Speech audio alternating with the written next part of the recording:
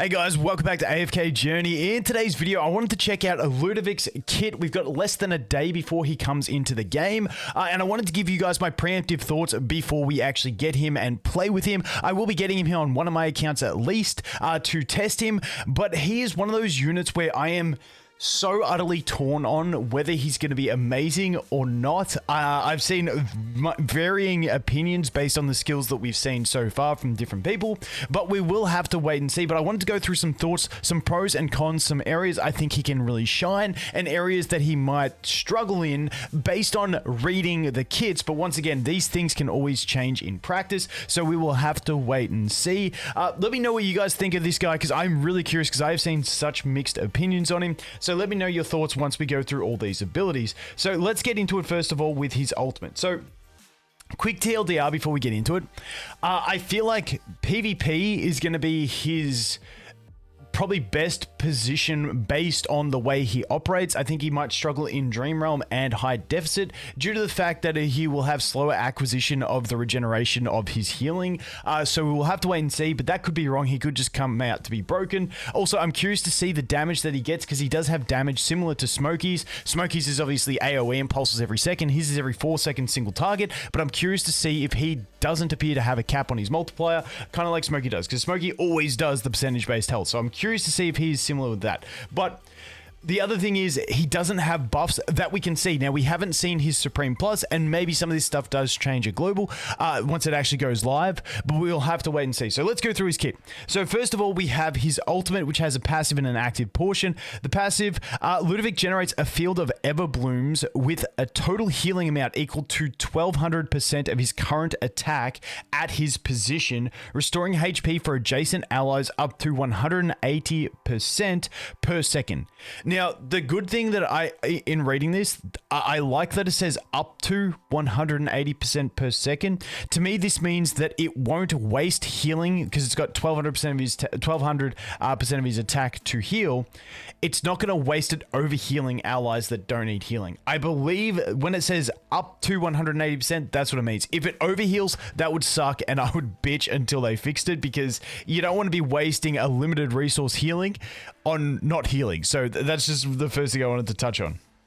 The Everbloom field will wither when its healing amount depletes, but will restore by 100% of his attack per second and revive when the healing amount is full. Now, we do have other ways to boost this, but at base, that's going to be a 12-second regeneration. So he's got passive healing, passive healing, passive healing. It's gone. And then you got to wait 12 seconds for it to come back. But once again, that will get sped up by other things in his kit. Active. LUDOVIC moves the Everbloom field to the designated tile for it to release 3 healing waves, each restoring HP for all allies within 2 tiles by 140%. This takes effect even when the Everbloom field is withered. So based on this, it doesn't consume the healing amount that the 1200%. It doesn't use any of that. This is just a complete separate healing, but it is used to move the Everbloom field as well. So that's what we've got so far for the ultimate. Let's take a look and see if they show us here. I believe they do, yep. So as you can see here, that's the Everbloom field. You can see it's got like an energy bar there that represents how much it's got. Now it's withered, and you can see it slowly ticking up, trying to regenerate. But even though it is withered, he can still cast this and go pulse, pulse, pulse, and get some pretty decent healing out of it. So that's what we're looking at. And as you can see, now it's generating up, generate that little energy bar, Now it's full. You can see they bloom again, and then it starts draining again. So that is what we are looking at for that one. All right, moving on to this one, which is Life Weavers of Blooms. Whenever a non-summoned enemy on the battlefield loses 40% of their HP. Now, I believe 40% of their max HP, that has to be. The Everbloom field will absorb 15% of their max HP. This is the one thing that's confusing me. Is it 40% of current HP? It can't be. It can't be. Because just because this one says their HP and then this one says max HP. So it shows that they stipulate when it is max HP, but I don't think so, because then if you've got them at like 10% HP, like it's just going to go chunk, chunk, chunk, chunk, chunk. So I don't think so, but we'll have to wait and see. But I'm pretty sure this is max HP. The Everbloom field will absorb 15% of their max HP up to 350% of his attack as nutrients to restore the healing amount. So this is where you want to be dealing damage to get that healing effect back up. And this is where when I said, based on paper, I don't think he's going to be amazing at deficit pushing and Dream Realm. And that would be because this won't generate his healing field as much. And he's going to be closer to that. Like if you go to a Dream Realm boss, like at most you're going to get this to proc once. So like once per withering session, you're not going to deal 80% of the boss's health. Now on endless mode, I don't know how it works. So once again, it's going to depend on how, if it's 80%, if it's 40% of each bar of health, well, then maybe we're cooking. So like I said, I'm not too sure how this is going to function on bosses.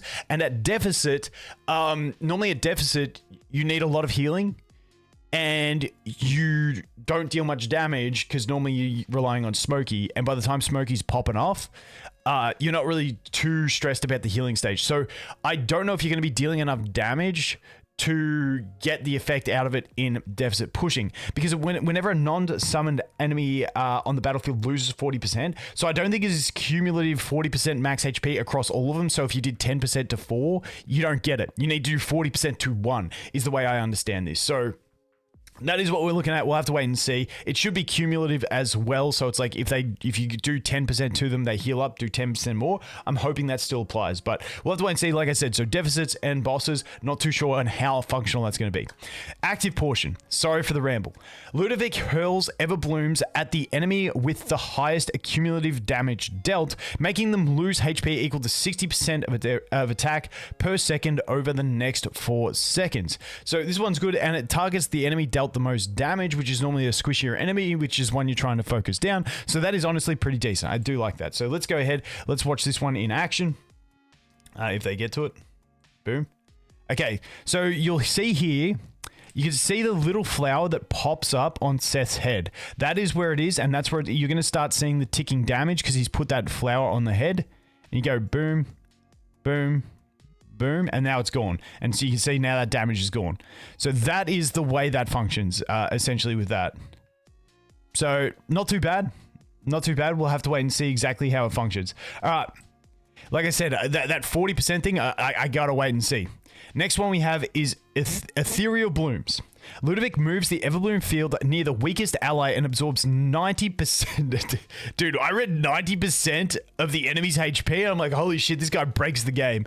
But when you look at the skill ups, it's 10%, 11%, 12%. I'm assuming that base is supposed to be 9%. So don't get too carried away by that. I was like, what? And then I read up to 250% of his attack. So this is the one I'm curious to see. This is very similar to what Smokey does with his exclusive equipment. Once you upgrade it and you get the damage out of it.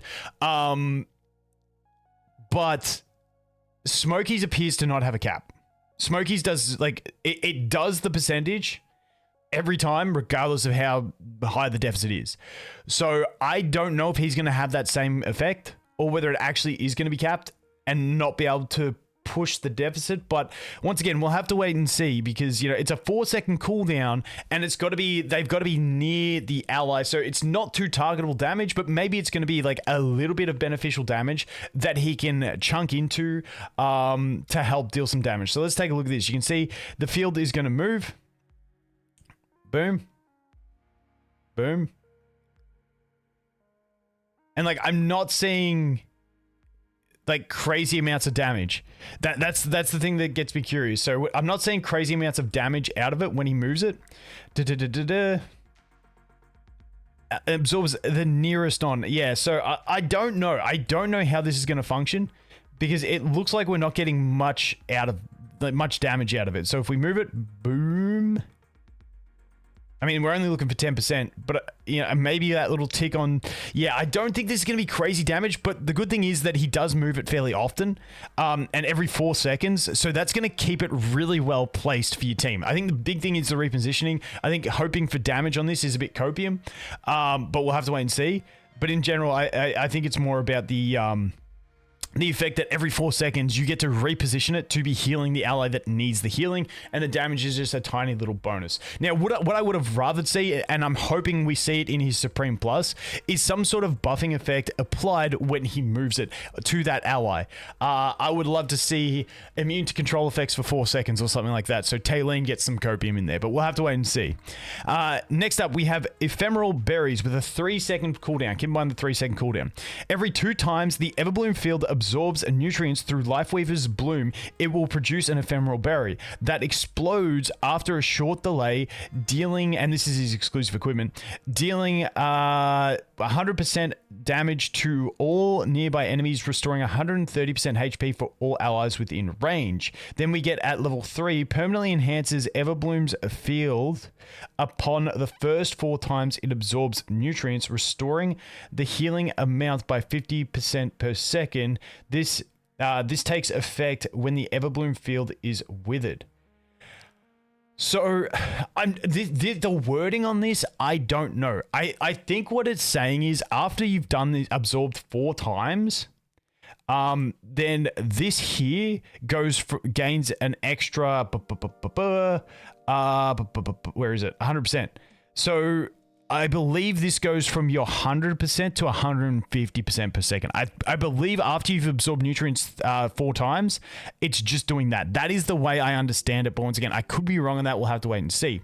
As for this damage, the problem with it is that it does have the 3-second cooldown. Now, I'm not sure if this will firmly apply or not. It just basically means that you get a tiny little bit of extra damage and healing every 3 seconds, but I just feel like the damage portion of this guy is kind of wasted to what could have been buffing. And that's the vibe I get. Now, we may get in and test him and his damage is actually amazing, but I feel like his big loss in his kit is that he is trying to deal additional damage instead of just buffing allies who already are meant to deal damage. And that is the awkward thing for this guy, I believe, and that is why I am so unsure on whether I'm actually going to pull him on my free-to-play or not. You know, if he does have a pretty synergistic kit with what Taylene is looking like having, so maybe that's where he can, listen, if he goes well with Taylene, I'm pulling him, I don't care. But in general, I'm just not too sure on his kit to know for sure if I do want to go for him, and we will have to test. But let me know what you guys think. Like I said, I feel like Dream Realm and Deficit Pushing, he may struggle in.